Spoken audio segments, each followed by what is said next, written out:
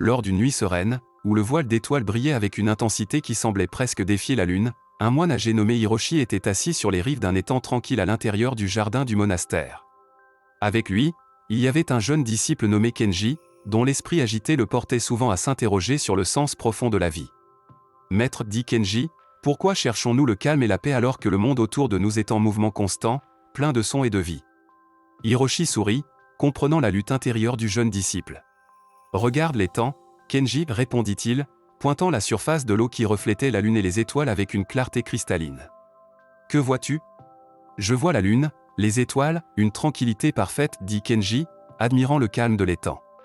Hiroshi prit un caillou et le lança délicatement dans l'étang. Les cercles sur l'eau s'étendirent à partir du point où le caillou était tombé, perturbant la réflexion parfaite du ciel nocturne. Kenji observa, un peu déçu, comment l'image de la lune et des étoiles se déformait et se brisait sous l'effet des ondulations. « Maintenant, que vois-tu » demanda Hiroshi.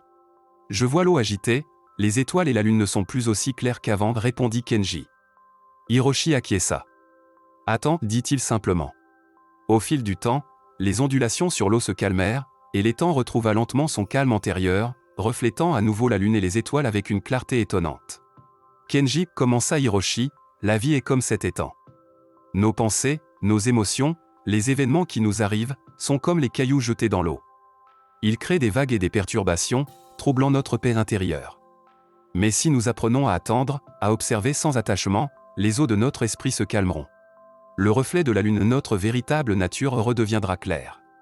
Kenji réfléchit aux paroles de son maître.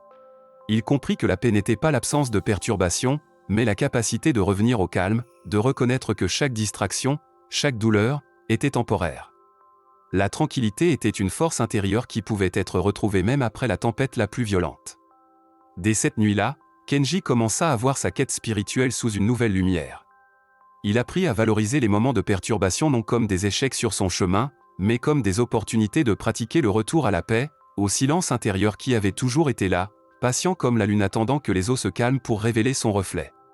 La paix intérieure n'est pas l'absence de perturbation, mais la capacité de retrouver le calme et la clarté même après les plus grandes perturbations.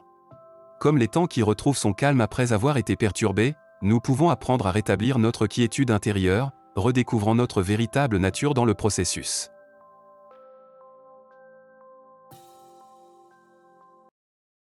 Merci d'avoir regardé notre vidéo, nous espérons qu'elle enrichira positivement votre vie. Si vous avez apprécié, cliquez sur « J'aime » et rejoignez notre chaîne Esprit en évolution pour ne pas rater la prochaine vidéo.